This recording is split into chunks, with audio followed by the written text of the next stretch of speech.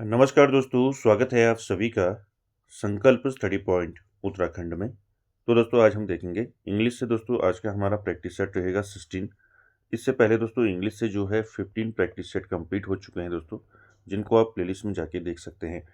चलिए दोस्तों स्टार्ट करते हैं आज का सेशन, और आप सभी लोग दोस्तों वीडियो के एंड तक जरूर बने रहें। पहला क्वेश्चन लेते हैं दोस्तों आज का, और साथ ही साथ आप आंसर करते हुए चलेंगे। पहला क्वेश्चन क्या है देखिए। पहला क्वेश्चन है, the only novel written by Kamala Das is. Kamala Das ने एकमात्र नोवेल कौन सा लिखा था? ऑप्शन देखिए, या अल्लाह, my story, alphabet of lust, none of these. क्या हो जाएगा right answer? The only novel written by Kamala Das is. तो फर्स्ट राइट आंसर हो जाएगा फर्स्ट का दोस्तों, अल्फाबेट ऑफ लस्ट। ठीक है, याद रखेंगे। एकमात्र जो है नोवेल लिखा है दोस्तों कमला दास ने, कौन सा लिखा है? Alphabet of lust. ठीक है, तो यहाँ पर सी ऑप्शन राइट हो जाएगा। अल्फाबेट ऑफ लस्ट जो है दोस्तों, ये कब आया था ये आपको याद रखना है। ये आया था दोस्तों 1976 में। ठीक है, 1976 में आया था ये अल्फाबेट ऑफ लस्ट। ये एकमात्र क्या है, नोवेल है जो लिखा गया है कमला दास के द्वारा। ठीक है, साथ ही साथ दोस्तों कमला दास के अदर वर्क्स मैंने आपको बताए हैं। ठीक है, कमला दास ने क्या क्या वर्क्स लिखे हैं, ठीक है, आपको याद रखने हैं। जैसे इनका इंपॉर्टेंट वर्क्स है दोस्तों, समर इन कलकत्ता। ठीक है, क्या है? Summer summer in summer in Calcutta. ठीक है, ये कब आया था इनका? ये आया था 1965 में। ठीक है, साथ ही साथ इनका वर्क आया दोस्तों द डिसेंडेंट्स। ठीक है, क्या है? The the descendants. ठीक है, द डिसेंडेंट्स आया इनका वर्क कब आए? ये आया 1967 में। ठीक है, काफ़ी सारे वर्क्स हैं दोस्तों, ठीक है, कमला दास के, ये सारे मैंने आपको बता रखे हैं। ठीक है, कमला दास आप याद रखना, कमला दास की जो है ऑटोबायोग्राफी क्या है, ये पूछी जाती है। ठीक है, तो कमला दास की जो है ऑटोबायोग्राफी क्या है? आत्मकथा जिसको हम बोलते हैं, ऑटोबायोग्राफी। याद रखेंगे, क्या है ऑटोबायोग्राफी? My story. ठीक है, ये भी याद रखेंगे। चलिए अगले क्वेश्चन पे चलते हैं, क्वेश्चन नंबर 2।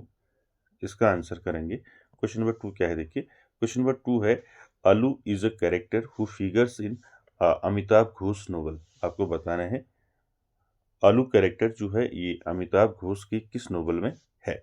ठीक है, ऑप्शन देखिए, the glass palace, the shadow lines, circle of reason, या फिर नन ऑफ दीज। क्या हो जाएगा right answer? Alu is a character who figures in Amitav Ghosh novel. दोस्तों ये कैरेक्टर किस में है? अमिताभ घोष के किस नोवेल में है आलू कैरेक्टर? तो दोस्तों राइट आंसर क्या हो जाएगा? क्वेश्चन नंबर 2 का राइट आंसर हो जाएगा सर्कल ऑफ रीजन। ठीक है, तो आलू कैरेक्टर जो है किस में है दोस्तों? सर्कल ऑफ रीजन में है। ठीक है, याद रखेंगे। ठीक है, किसका वर्क है ये है आपका अमिताभ घोष का। ठीक है, साथ ही साथ दोस्तों सर्कल ऑफ रीजन जो है ये कब आया था? ये आया था दोस्तों 1986 में। ठीक है, साथ ही साथ दोस्तों आपको सर्कल ऑफ रीजन में जो है अदर जो कैरेक्टर है वो पूछे जा सकते हैं। इसमें जैसे आपका ये हो गया, आलू हो गया, ठीक है, और साथ ही साथ बलराम हो गया। ठीक है, बलराम हो गया। ठीक है, बलराम बोस। ठीक है, बलराम बोस हो गया। ठीक है, और साथ ही साथ जिंदी हो गया, जिंदी। ठीक है, साथ ही साथ जिंदी के साथ ज्योति दास हो गया। ठीक है, ज्योति दास। तो ये सारे कैरेक्टर जो है किस में है? सर्कल ऑफ रीजन में है। साथ ही साथ अमिताभ घोष की बात करें तो अमिताभ घोष के वर्क्स आप में याद रखने हैं। ठीक है, अमिताभ घोष की वर्क्स पूछे जाते हैं, तो इनके वर्क्स की बात करें तो इनके इंपॉर्टेंट वर्क्स में नाम आता है दोस्तों द शैडो लाइन्स। ठीक है, मैंने आपको सारे बता रखे हैं, द शैडो लाइन्स। ठीक है, द शैडो लाइन्स वर्क इनका ये कब आया? ये वर्क आया इनका 1988 में। ठीक है, याद रखेंगे। साथ ही साथ दोस्तों मैंने आपको बताया था द ग्लास पैलेस। ठीक है, the glass the glass palace ये आपका कब आया? ये वर्क ये आया था इनका वर्क 2000 में। ठीक है, 2000 ईस्वी में आया था। ठीक है, जैसे आपका अगला जो वर्क है इनका द हंग्री टाइड। ठीक है, ये भी आपने पढ़ा होगा। ठीक है, hungry tide, hungry tide work किसका है? द हंग्री टाइड, ये भी आपका अमिताभ घोष का है। ठीक है, साथ ही साथ रिवर ऑफ स्मोक इनका एक वर्क है, रिवर ऑफ स्मोक। ठीक है, रिवर ऑफ स्मोक। ठीक है, ठीक है, रिवर ऑफ स्मोक। ठीक है, रिवर ऑफ स्मोक इनका एक वर्क है। ठीक है, ये कब आया था इनका? ये आया था 2011 में। ठीक है, तो सारे फैक्ट आपको याद रखने हैं। चलिए अगला क्वेश्चन देखते हैं, क्वेश्चन नंबर 3, इसका आंसर करेंगे। क्वेश्चन नंबर 3 है दोस्तों, which one of the following is not a book written by Mulk Raj आनंद। आपको इसमें बताना है कौन सी बुक जो है, कौन सी बुक जो है मुल्क राज आनंद ने नहीं लिखी है। ठीक है, नॉट यहाँ पर दिया गया है। ऑप्शन देखिए, across black water, nectar in a sieve, two leaves and a bird, या फिर नन ऑफ दीज। तो यहाँ पर राइट आंसर क्या हो जाएगा 3 का? मुल्क राज आनंद का कौन सा इसमें से बुक नहीं है? तो यहाँ पर देखिए दोस्तों, टू लीव्स एंड बर्ड जो है ये मुल्क राज आनंद का वर्क है। ठीक है, ये नहीं हो सकता। ये देखिए, अक्रॉस ब्लैक वाटर भी इनका वर्क है। ठीक है, और इसमें से कौन सा इनका वर्क नहीं है? नेक्टर इन ए सीव। ठीक है, नेक्टर इन ए सीव इनका वर्क नहीं है दोस्तों मुल्क राज आनंद का। ये वर्क किसका है? ये है दोस्तों कमला मार्कंडे का वर्क है। ठीक है, ठीक है, कमला मार्कंडे। ठीक है, कमला मार्कंडे का वर्क है, कमला मार्कंडे का वर्क है नेक्टर इन ए सी। ठीक है, बाकी जो है ये किसके वर्क है? मुल्क राज आनंद के। ठीक है दोस्तों, मुल्क राज आनंद के सारे वर्क्स आपको याद रखने हैं। ठीक है, मुल्क राज आनंद से काफ़ी सारे क्वेश्चन पूछे जाते हैं। इनके इंपॉर्टेंट वर्क्स की बात करें तो सबसे नाम पहले आता है अनटचेबल। ठीक है, क्या आता है? अनटचेबल। ठीक है, अनटचेबल जो है इनका वर्क है दोस्तों, ये कब आया था? ये आया था 1935 में, 1935 में इनका वर्क आया था अनटचेबल। ठीक है, साथ ही साथ इनका अगला जो वर्क है इंपॉर्टेंट, वो है आपका कूली। ठीक है, आप सभी ने पढ़ा होगा। कूली वर्क जो है इनका कब आया? ये आया था 1933 में। ठीक है, साथ ही साथ दोस्तों two leaves and a bird. ठीक है, टू लीव्स। ठीक है, two leaves and a bud, ये कब आया इनका वर्क? ये आया 1937 में। ठीक है, 1937 में आया वर्क। अनटचेबल हो गया, कूली हो गया, टू लीव्स एंड बर्ड हो गया। ठीक है, अक्रॉस द ब्लैक वाटर। ठीक है, अक्रॉस द ब्लैक वाटर इनका 1940 में आया। ठीक है, अक्रॉस द ब्लैक वाटर। ठीक है,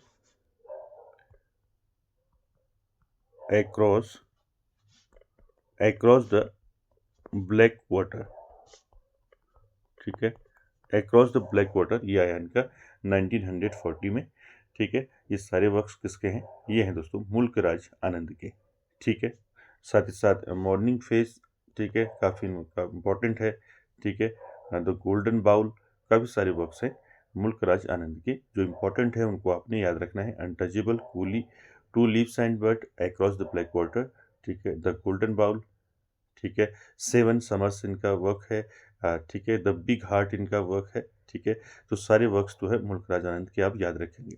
ठीक है, चलिए आगे चलते हैं क्वेश्चन नंबर 4 पर। क्वेश्चन नंबर 4 का आंसर करेंगे। क्वेश्चन नंबर 4 है दोस्तों, the dark hold no terror is a novel written by. आपको बताना है ये नोबल जो है किसने लिखा है, the dark hold no terror. Option देखिए, अनीता देसाई, कमला दास, वी.एस. नायपॉल, या फिर शशि देशपांडे। तो क्या हो जाएगा यहाँ पर राइट आंसर क्वेश्चन नंबर 4 का? The dark hold no terror is a novel written by, answer हो जाएगा शशि देशपांडे। ठीक है, तो डी ऑप्शन यहाँ पर राइट हो जाएगा, शशि देशपांडे का नोबल है दोस्तों the dark hold no terror. ठीक है, साथ ही साथ दोस्तों the dark hold no terror ये नोबल जो है कब आया, आपको पूछा जा सकता है। ये नोबल आया था दोस्तों, कब आया था? 1980 में। ठीक है, 1980 में ये नोबल आया था इनका, शशि देशपांडे का, the dark hold no terror. ठीक है, याद रखेंगे। साथ ही साथ दोस्तों इनके अदर जो नोवेल्स हैं आपको याद रखना है, जैसे आपका इनका एक अदर इम्पोर्टेंट वर्क है, if I die today. If I die today इनका वर्क है दोस्तों, ठीक है। और इनका एक इम्पॉर्टेंट वर्क है दैट लॉन्ग साइलेंस, ठीक है, दैट लॉन्ग साइलेंस, ठीक है। दैट लॉन्ग साइलेंस किसका वर्क है पूछा जाएगा आपको, तो किसका वर्क है शशि देशपांडे का, ठीक है। द दैट लॉन्ग साइलेंस दोस्तों ये कब आया था, ये आया था आपका 1988 में, 1988 में ये वर्क इनका आया था, ठीक है। अदर वर्क्स की बात करें तो जैसे आपका come up and B dead इनका वर्क है, ठीक है। अ मैटर ऑफ टाइम इनका वर्क है, ठीक है। तो काफ़ी सारे वर्क हैं, जैसे मैंने आपको सारे बता रखे हैं। एक वर्क है इनका कम, ठीक है, कम अप, ठीक है, come up and B dead, B dead इनका वर्क है, ठीक है। तो सारे वर्क्स किसके हैं, शशि देशपांडे के, ठीक है।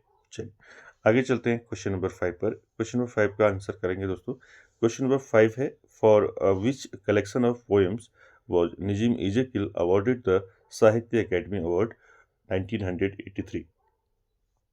तो आपको बताना है दोस्तों which collection of poems Nissim Ezekiel को जो है साहित्य अकेडमी अवार्ड किसके लिए मिला था इनको, ठीक है। और इनको जो साहित्य अकेडमी अवार्ड मिला था वो मिला था 1983 में। किसके लिए इनको जो है नजीम इज़ेकिल को साहित्य अकेडमी अवार्ड मिला था। ऑप्शन देखिए, latter day psalms, time to change, discovery of India, या फिर नन ऑफ दीज। क्या हो जाएगा 5 का राइट आंसर दोस्तों।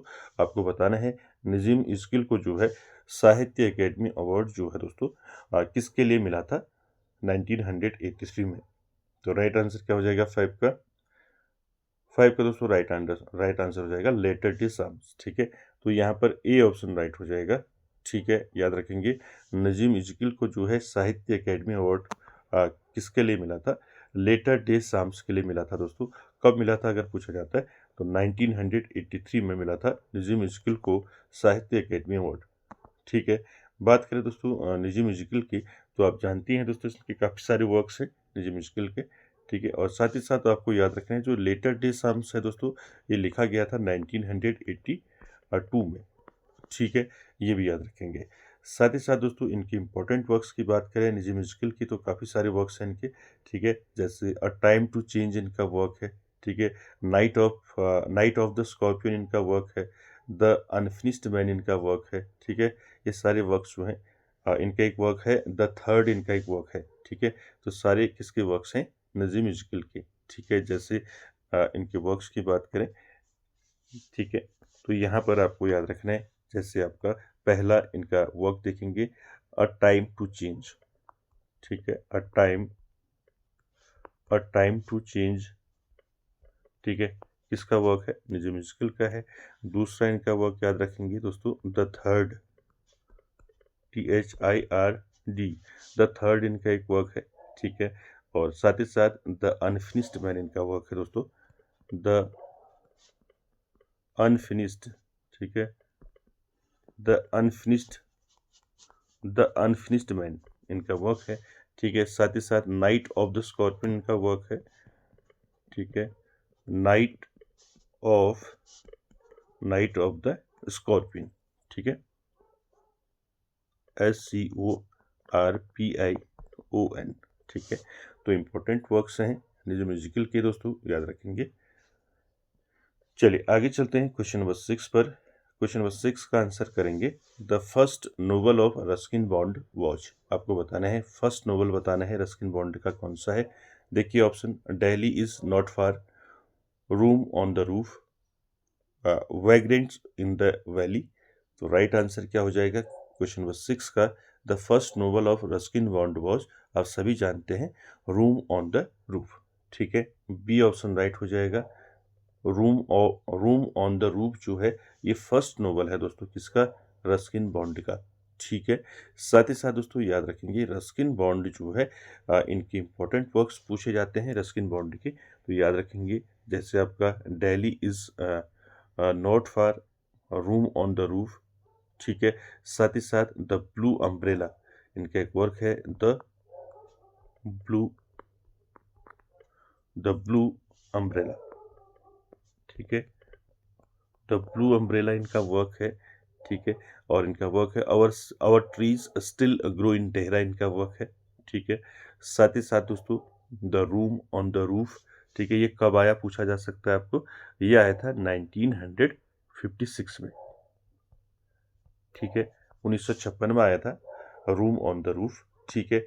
साथ ही साथ एंग्री रिवर इनका वर्क है, angry river, angry river, angry river किसका वर्क है, ये दोस्तों किसका वर्क है, रस्किन बॉन्ड का, ठीक है। साथ ही साथ दोस्तों इनके वर्क्स की बात हो रही है। अ फ्लाइट ऑफ पिजन्स इसका वर्क है, ठीक है, a flight, FLIGST, a flight of pigeon, PIGEONS, the flight of pigeons इनका वर्क है दोस्तों रस्किन बॉन्ड का, ठीक है। साथ ही साथ दोस्तों काफ़ी सारे वर्क है इनके। रेन इन द माउंटेन इनका वर्क है, ठीक है, क्या है, rain, rain in the mountain इनका वर्क है, ठीक है। साथ ही साथ एनिमल्स इन द हाउस इनका वर्क है, ठीक है। तो सारे वर्क्स किसके हैं, रस्किन बॉन्ड के, ठीक है, याद रखेंगे इनको। चलिए आगे चलते हैं क्वेश्चन नंबर 7 और इसका आंसर करेंगे। क्वेश्चन नंबर 7 है दोस्तों, in which of the following novels of Mulk Raj Anand Bhakha appears as the protagonist. आपको बताना है किस नोवेल में, मुल्क राज आनंद के किस नोवेल में भाखा जो है दोस्तों ये कैरेक्टर जो है, ठीक है, प्रोटैगोनिस्ट है। तो आप सभी जानते हैं दोस्तों जो है भाखा किस में है, coolie, untouchable, across the black water, या फिर नन ऑफ दीज। क्या हो जाएगा दोस्तों राइट आंसर 7 का, in which of the following novels of Mulk Raj Anand Bhakha appears as a protagonist. तो राइट आंसर हो जाएगा दोस्तों 7 का, अनटचेबल, ठीक है। अनटचेबल का हीरो है दोस्तों, प्रोटैगोनिस्ट है भाखा, ठीक है।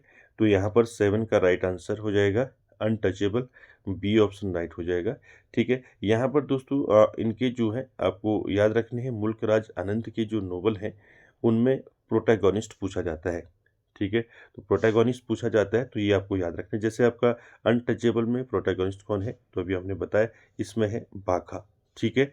और कूली में कौन है दोस्तों, कूली मुल्क राज आनंद का कूली है, ठीक है, 1933 में आया था। इसमें प्रोटैगोनिस्ट कौन है, तो याद रखेंगे कूली में प्रोटैगोनिस्ट कौन है, मुन्नो, ठीक है, कौन है, मुन्नो, ठीक। उसी प्रकार across the black water, across the black water किसका है, ये मुल्क राज आनंद का है। इसमें प्रोटैगोनिस्ट कौन है, इसमें प्रोटैगोनिस्ट है दोस्तों लाल सिंह, ठीक है, कौन है, लाल सिंह, ठीक है, कौन है, लाल सिंह, ठीक है। तो ये आप याद रखेंगे, ये पूछे जाते हैं, ठीक है। जैसे आपका कूली का पूछ लिया जाएगा, आपको अनटचेबल का पूछ लिया जाएगा, ठीक है, अक्रॉस द ब्लैक वाटर का पूछ लिया जाएगा। तो इन तीनों के प्रोटैगोनिस्ट आपको याद रखने हैं। कूली में प्रोटैगोनिस्ट कौन है, मुन्नो है, अनटचेबल में भाखा है, और अक्रॉस ब्लैक वाटर में आपका लाल सिंह है, ठीक है, तीनों याद रखेंगे। चलिए आगे चलते हैं क्वेश्चन नंबर 8 पर। क्वेश्चन नंबर 8 का आंसर करेंगे। क्वेश्चन नंबर 8 है दोस्तों, what among these is a non fiction work by Arundhati Roy. आपको बताना है what among these is a non fiction work by Arundhati Roy का नॉन फिक्शन वर्क बताना है। ऑप्शन देखिए, the god of small things, the ministry of utmost happiness, in custody, या फिर in ordinary persons guide to empire. तो right answer क्या हो जाएगा 8 का, आपको अरुंधति रॉय का नॉन फिक्शन वर्क बताना है। तो 8 का दोस्तों राइट आंसर क्या हो जाएगा, 8 का दोस्तों राइट आंसर हो जाएगा यहाँ पर क्या हो जाएगा, an ordinary persons guide to empire. दोस्तों डी ऑप्शन यहाँ पर राइट हो जाएगा, डी इनका क्या है, एक नॉन फिक्शन वर्क है, ठीक है, याद रखेंगे इसको। बाकी the god of small thing इन्हीं का वर्क है, अरुंधति रॉय का गॉड ऑफ स्मॉल थिंग। कब आया ये आया 1997 में, 1997 में इनका वर्क आया था, the god of small thing, ठीक है। उसी प्रकार द कॉस्ट ऑफ लिविंग इनका वर्क है, ठीक है। पावर पॉलिटिक्स इनका एक वर्क है, ठीक है। साथ ही साथ the ministry of utmost happiness जो इनका वर्क है दोस्तों बी में, ठीक है, the ministry of utmost happiness से पूछा जा सकता है दोस्तों आपको कि ये वर्क कब आया इनका, तो ये आया था दोस्तों 2017 में, ठीक है। साथ ही साथ दोस्तों इनका वर्क है the algebra of infinite justice इनका वर्क है। ठीक है, यहाँ पर याद रखेंगे जो आपका ये इन कस्टडी है सी में, इन कस्टडी जो है दोस्तों ये वर्क किसका है, इसको भी याद रखेंगे। ये वर्क है दोस्तों किसका है, अनीता देसाई का वर्क है। ठीक है, अनीता देसाई। ठीक है, इसको याद रखेंगे। ये सी में जो है दोस्तों इन कस्टडी ये अनीता देसाई का वर्क है। बाकी जो है ये वर्क्स किसके हैं, आपके अरुंधति रॉय के हैं। ठीक है, इनका मैंने डेट भी बता दिया। The god of small things आया था 1997 में। The ministry of utmost happiness आया 2017 में। और इन an ordinary person's guide to empire ये आया आपका कब आया। ठीक है, इसको आप कमेंट बॉक्स में बताएंगे कि ये नॉन फिक्शन वर्क इनका कब आया। ठीक है, डी जो आपका डी ऑप्शन में है। ठीक है, साथ ही साथ इनके अदर वर्क्स मैंने बता दिया आपको। ठीक है, जैसे द कॉस्ट ऑफ लिविंग इनका वर्क है 1999 में आया। ठीक है, उसी प्रकार पावर पॉलिटिक्स इनका एक वर्क है, पावर पॉलिटिक्स ये आया था इनका 2001 में। ठीक है, उसके बाद the algebra of infinite justice है इनका वर्क। ठीक है, 2002 में आया था। ठीक है, चल आगे चलते हैं क्वेश्चन नंबर 9 पर।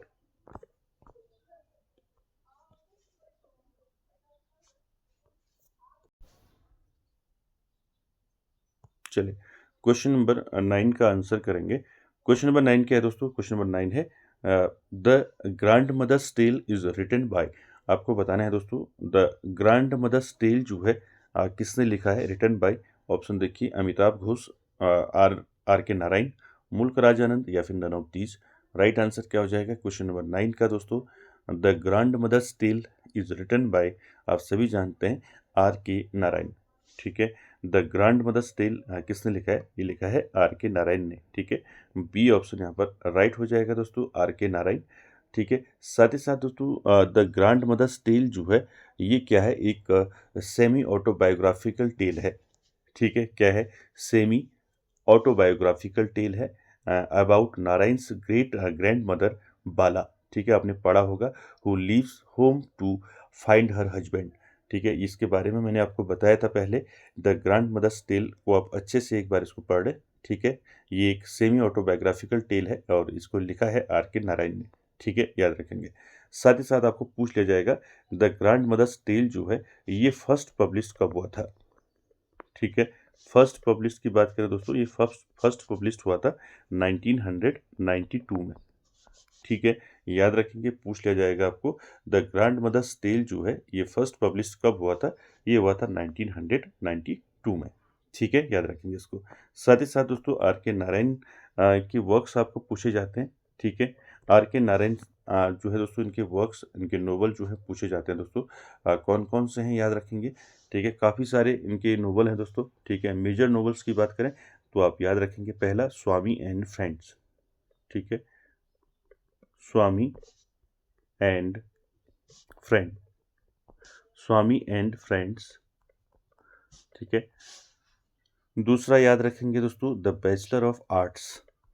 ठीक है, द बैचलर ऑफ आर्ट्स। ठीक, तीसरा याद रखेंगे the dark room, the dark room. ठीक है, सारे जो है इंपॉर्टेंट नोवेल्स हैं दोस्तों आर के नारायण के। द डार्क रूम हो गया। ठीक है, डार्क रूम के बाद द इंग्लिश टीचर हो गया। ठीक है, चौथा द इंग्लिश टीचर। ठीक है, इंग्लिश टीचर हो गया। ठीक है, तो इनके आपको याद भी रखने, स्वामी एंड फ्रेंड जो है ये आया था इनका 1935 में। ठीक है, उसके बाद देखिए द बैचलर ऑफ आर्ट्स आया था इनका 1937 में। द डार्क रूम आया था इनका, कब आया था, द डार्क रूम आया था 1938 में, इनका डार्क रूम आया था।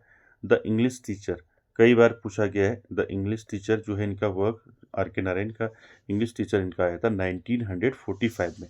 ठीक है, यहाँ पर लिख देता हूँ 1945 में क्या आया था, इंग्लिश टीचर। ठीक है, द इंग्लिश टीचर।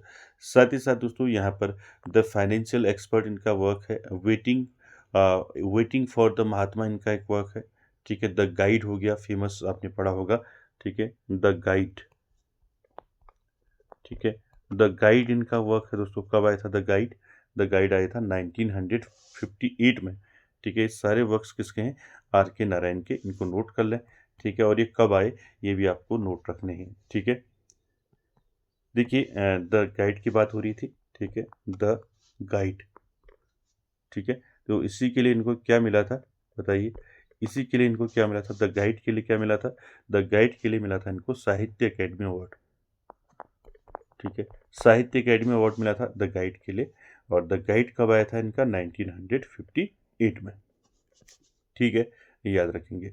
साथ ही साथ इनका वर्क है दोस्तों, the man eater of Malgudi आपने पढ़ा है, 1961 में आया। द वेंडर ऑफ स्वीट्स हो गया। तो काफ़ी सारे वर्क्स हैं आर के नारायण के दोस्तों। इन सभी को आपने याद रखना है क्योंकि यहाँ से क्वेश्चन दोस्तों पूछा जाता है, ठीक है। चलिए आगे चलते हैं क्वेश्चन नंबर 10 पर। क्वेश्चन नंबर 10 है दोस्तों, the ministry of utmost happiness is a novel written by. अभी हम इसकी बात कर रहे थे पिछले क्वेश्चन में, ठीक है। The ministry of utmost happiness is a novel written by. तो दोस्तों राइट आंसर क्या हो जाएगा 10 का? विक्रम सेठ, अरुंधति रॉय, सलमान रश्दी या फिर इनमें से कोई नहीं, यानी कि नन ऑफ दीज। क्या हो जाएगा राइट आंसर 10 का? The ministry of utmost happiness is a novel written by. 10 का क्या हो जाएगा राइट आंसर? अरुंधति रॉय, ठीक है। अभी पीछे बताया था मैंने आपको, अरुंधति रॉय का दोस्तों नोवेल है the ministry of utmost happiness, ठीक है। बात करें अरुंधति रॉय की, मैंने पहले भी बताया था आपको, अरुंधति रॉय जो है से आपको पूछा जा सकता है, इनका जन्म पूछा जा सकता है, बॉर्न। तो अरुंधति रॉय का जो जन्म हुआ था वो हुआ था 1961, ठीक है। 1961 में इनका जन्म हुआ था। कहाँ हुआ था? शिलोंग में इनका जन्म हुआ था, ठीक है। शिलोंग, शिलोंग इंडिया में इनका जन्म हुआ था दोस्तों, अरुंधति रॉय का। इनके नोवेल्स पूछे जाते हैं दोस्तों काफ़ी, ठीक है। और कौन कौन से इनके नोवेल्स हैं यहाँ से क्वेश्चन पूछे जाते हैं, अरुंधति रॉय, ठीक है। वर्क्स की बात करें इनके, सबसे फेमस है इनका novel the god of small things, ठीक है, ठीक है, इसको याद रखेंगे। The god of small things, ठीक है। The god of small things जो है ये दोस्तों इनका नोवेल है। और इसी के लिए इनको क्या मिला था? इसके लिए मिला था अरुंधति रॉय को बुकर प्राइज, ठीक है। बुकर प्राइज मिला था, किसके लिए मिला था? The god of small things के लिए, ठीक है। ये गॉड ऑफ स्मॉल थिंग्स इनका कब आया? ये आया 1997 में, ठीक है। अभी पहले मैंने बताया था आपको, ठीक है। The ministry of utmost happiness ये कब आया इनका? ये आया इनका कब आया? 2017 में, ठीक है। अभी पीछे आपको मैंने सारे बताए थे, 2017 में आया है, ठीक है। बाकी इनके पावर पॉलिटिक्स है, मैंने अभी बताया था आपको, ठीक है। The algebra of infinite justice है इनका, ठीक है। ये सारे वर्क्स इनके हैं। पावर पॉलिटिक्स इनका वर्क है, ठीक है। ये सारी चीज़ें याद रखेंगे।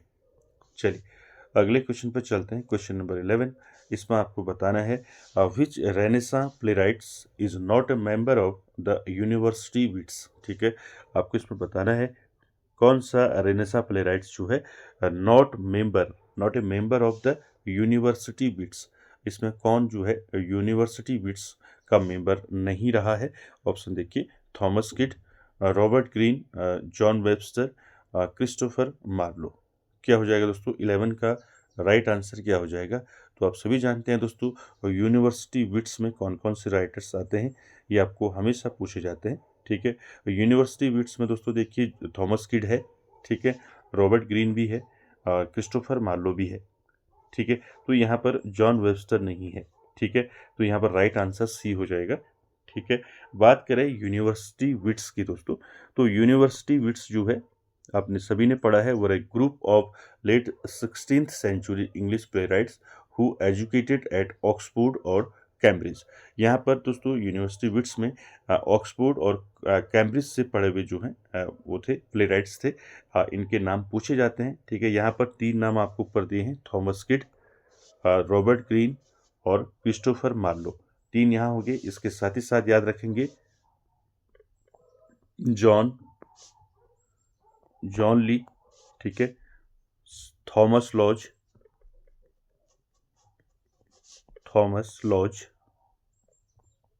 ठीक है, थॉमस लॉज और जॉन लिली और जॉर्ज पील, ठीक है। जॉर्ज पील, ठीक है, जॉर्ज पील हो गया, ठीक है, क्रिस्टोफर मार्लो हो गया, रॉबर्ट ग्रीन हो गया, थॉमस नास,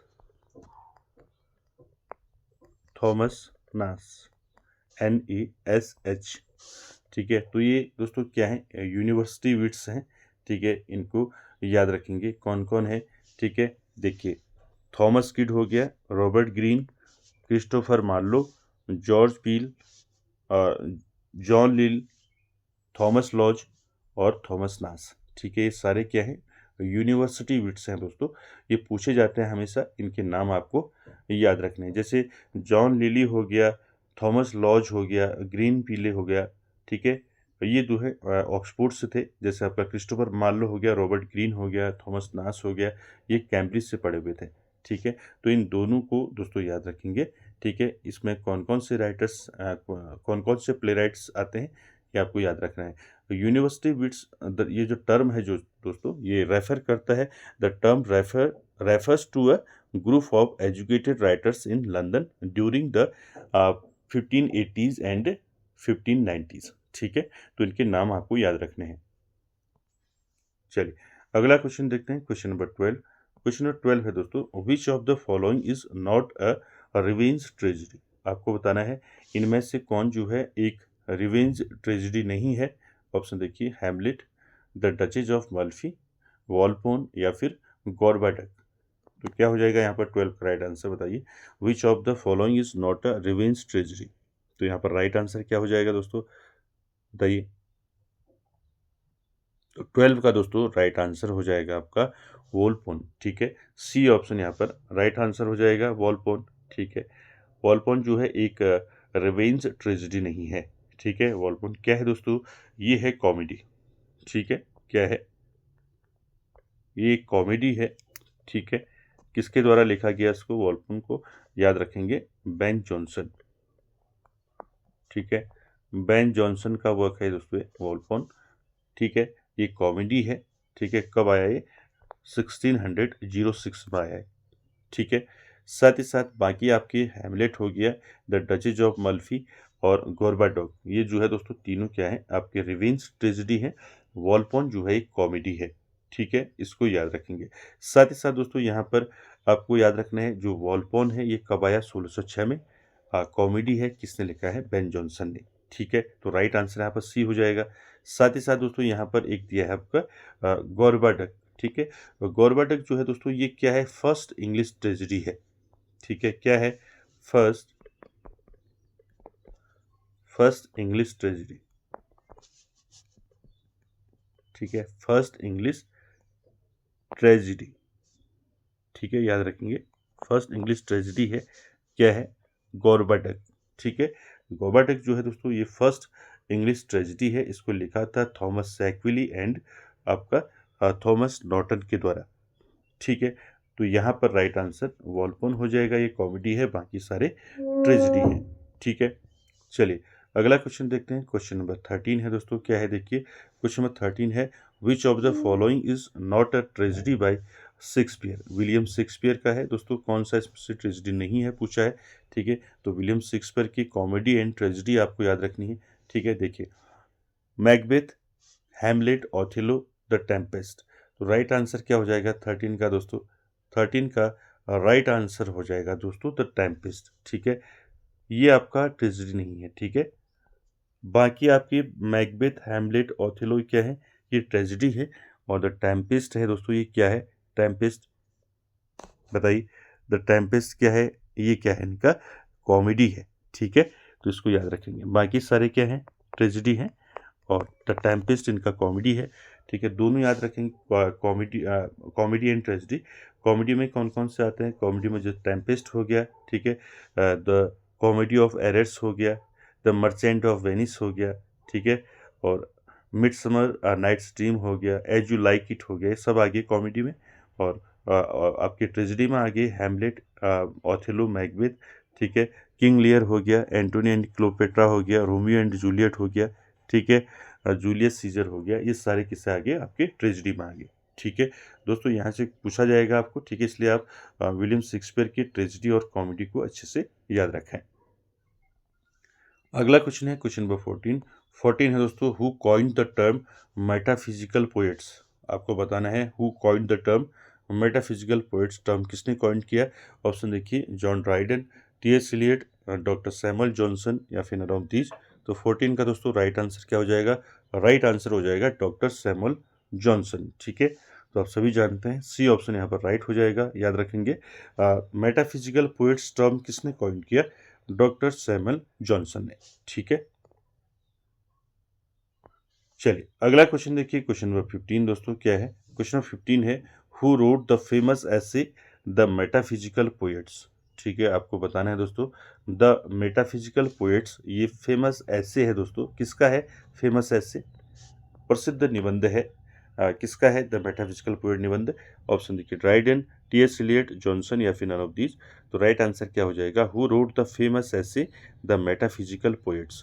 तो राइट आंसर हो जाएगा दोस्तों, क्या हो जाएगा राइट आंसर, टी.एस. इलियट। ठीक है, टी.एस. इलियट का दोस्तों फेमस ऐसे है द मेटाफिजिकल पोएट्स। ठीक है, बात करें टी.एस. इलियट की वर्क्स की, तो टी.एस. इलियट के वर्क्स आपको याद है दोस्तों, सारे बता रखे हैं मैंने आपको। द वेस्टलैंड हो गया, ठीक है, द वेस्टलैंड। ठीक है, द वेस्टलैंड इनका वर्क है, कब आया था, 1922 1922 में आया। ठीक है, साथ ही साथ द फैमिली रीयूनियन इनका वर्क है, द फैमिली रीयूनियन। ठीक है, द फैमिली